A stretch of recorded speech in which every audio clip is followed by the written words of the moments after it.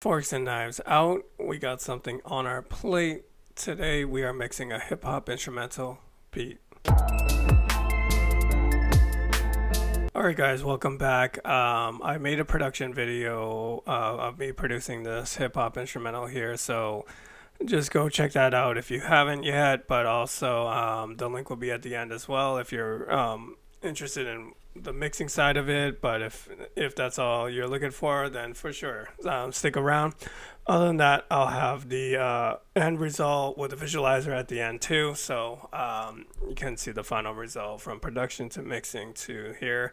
Just keep in mind it's not the full mix because I definitely need an artist on here, and then when the vocals are on top of it, things could be changed and stuff like that around, because with hip-hop, with rap, it's like there's going to be potentially a lot of reverb and delay and stuff like that, so you'll never know what you're going to switch, to be honest, when you get vocals on stuff. So don't get too committed to anything until it's complete. So let's hear the piano loop that I made here again, Afro-Cuban piano. Oh yeah, I do want to say that I use all stock instruments on my production video, so I also wanted to use stock plugins on this to mix with it, to show that you don't necessarily need all the expensive stuff to create something from beginning to end. So let's take a look.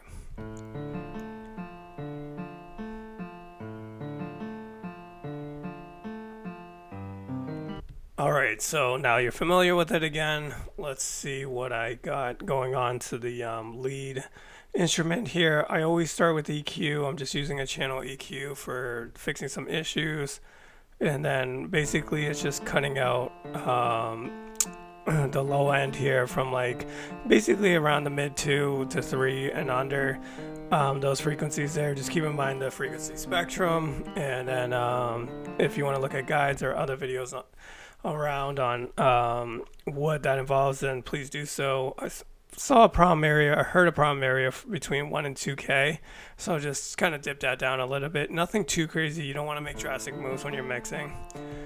So that's with the EQ there. Let's see what the step effects is doing.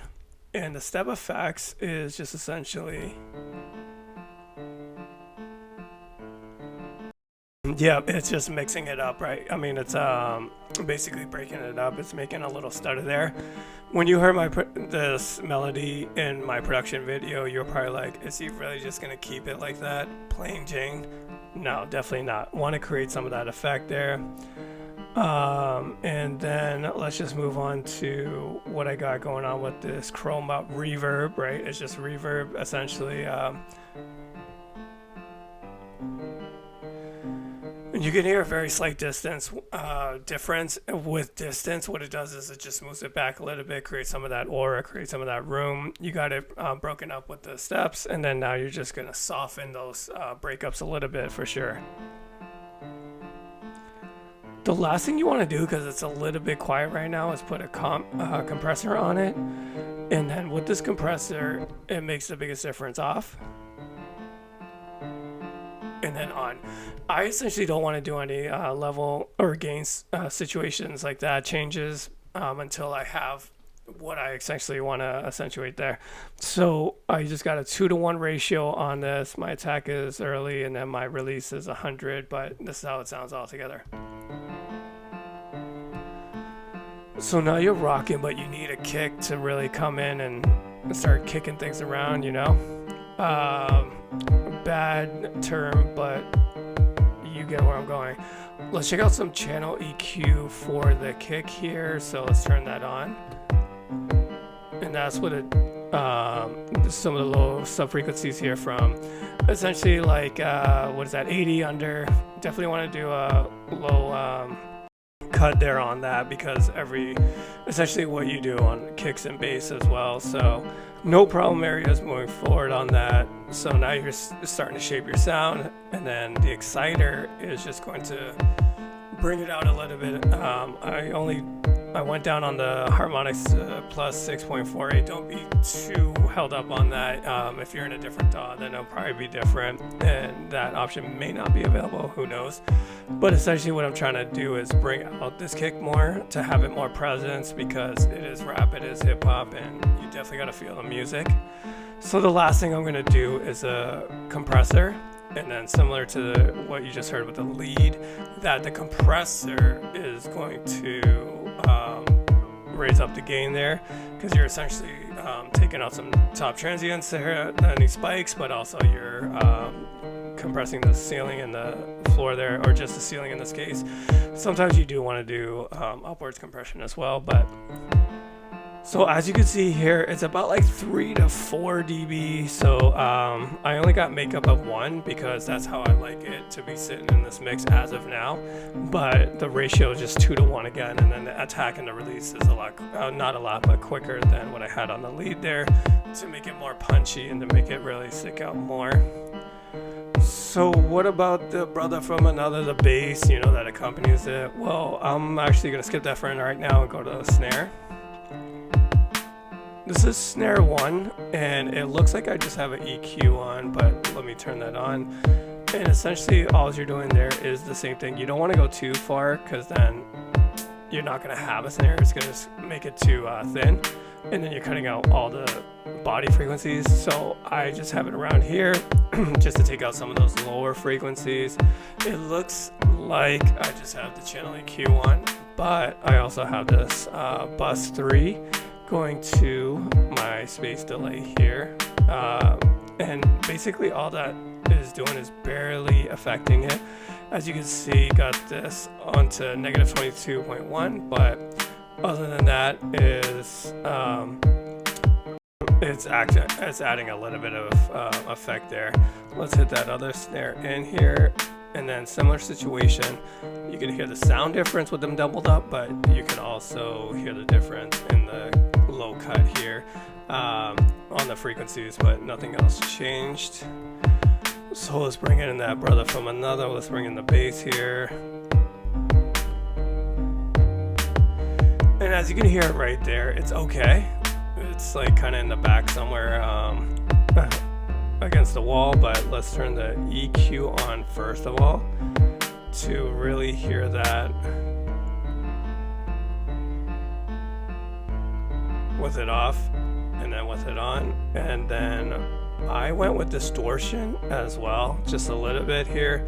From distortion to stock plugins, like I said, guys. So it's basically set on bass amp setting, and then 0.60 here, and then it just adds a little bit of character to it, but the compressor is going to compress things again. I went with Studio FET, and then for the kick, I'm sorry about that, I went with Studio FET as well. It's just basically a setting on that compressor that switches up how it's compressing it and how it's modulating the sound. Essentially, but 2 to 1 ratio, and then attack and release pretty similar to the kick. I think probably identical. So let's hear that all together. Get some hi-hats in here, and if you remember the hi-hats, they have some differentiating, no changes with the skips there. So let's EQ that. And I actually just want to quickly solo those hi-hats, and then same thing with the snare. Don't put it too far, because you'll essentially have no hi-hat. It doesn't look like it's hitting the frequencies, but it actually is. So this is what it off, on. And then from there, I just wanted to spread it, stereo spread it. So you have your left and right, you have your front and back options where you can put things. So essentially I wanted this left and right because it has the most character, and I just wanted to stick out a little bit more. And then I want some of that stereo, field to be used. So this is, just keep in mind the signal is left and right. So it's gonna essentially kind of sound middle, but the signal is on left and right. And then what's really gonna kick this in a little bit more is my console EQ. So I have my problematic fixing issue EQ with the channel EQ, and then I have this. And I'm actually just bringing back some mids in. It seems kind of counter-reactive from what I took out, but it actually is just boosting what I want from this hi-hat to make it really stick out. And then that's what you got all together. All right, now you're shaking things up, so you gotta grab the shaker. And then let's just quickly EQ that. All the frequencies up here, so similar to the hi-hat, doesn't look like it's actually touching the frequencies, but it is. And then you want your compressor to really bring out those frequencies that you now have left remaining. But you can see the difference between the input gain and the output here from what you're doing with this is being more aggressive. It's a 4-to-1 ratio. And then the attack and the release, is over here. It's pretty close to what we had on the kick and the bass. But I went with vintage FET I wanted that sound on this, and now it kind of sounds like an 18-wheeler stopping. Got that hiss to it. It's really sticking out here. So what is the last, not the last, but next is your lead is accompanied by this as well. And what that is connect chords from Logic, but what I'm trying to do here is create like an ambiance with that lead, and it kind of sounds like a choir, not just yet, but it will in a second when it's all together, and it's creating more ambience, like I said. So where do you want that though? First you want to EQ it, you want to take out some of that lower frequencies that's within the signal, and then you also want to add a compressor. With this compressor, I went with a slower attack and a slower release, 2-to-1 ratio, because I wanted to essentially sit a little bit further from the lead, because it's just basically helping out, it's assisting, and it's creating that ambience behind it. So let's hear all those together.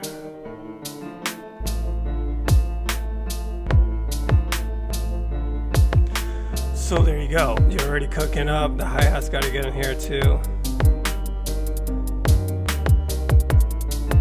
The last instrument piece is their meteor shower, and then with the meteor shower, let me just solo it real quick, is that this instrument already came panning from left to right. So when you hear that and you hear how sharp it is, that's where you're trying to EQ it into what you got on your leads, and then you just definitely take out some of those lower frequencies, shape it how you feel. And then also I just added slight silver verb, another reverb, a different option, but then you could see how I'm modulating that as well. It's not super huge of a difference off, but when you hear everything in the mix is what you're going for. So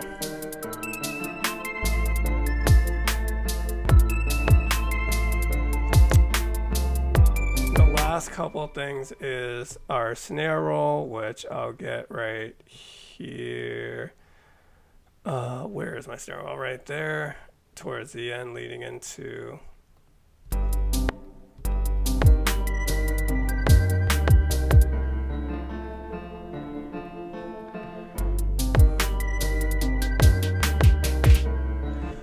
back to the screen real quick. With the snare roll, it's the only thing I had automation on previously, but I also added on, it was a pitch, pitching down to create that downwards sound, and then also I have pan as well. And the reason why I have that to separate a little bit is because I'm just panning left to right with each snare hit, and then essentially meeting in the middle at that last snare roll there.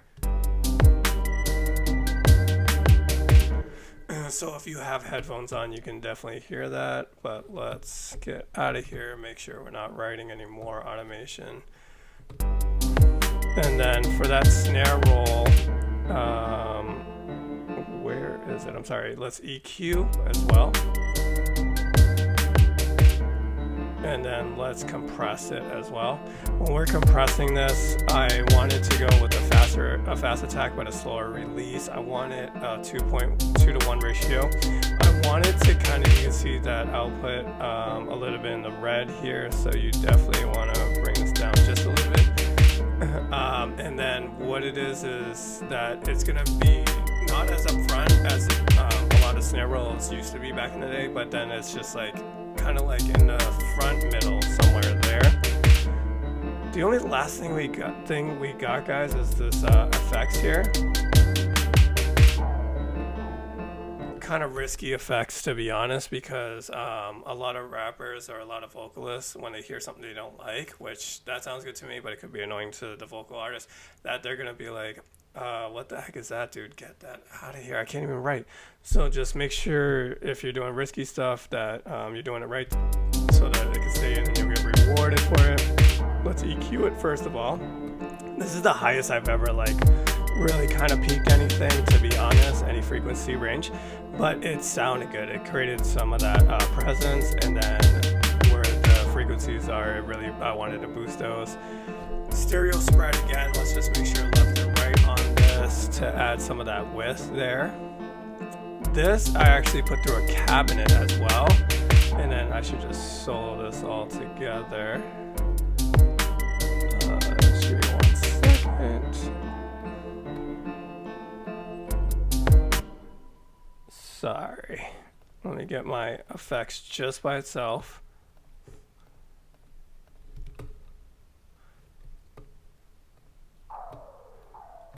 Kind of too far away, right? And then when you put it through the cabinet, a little bit more far away. Went with a Leslie guitar setting, and then also compress it. So there you go, 2 to 1 ratio, 50 for the attack, and then around 200 for the release. Like I said, just a little further back there. Everything together. And then let's get you a better loop. And then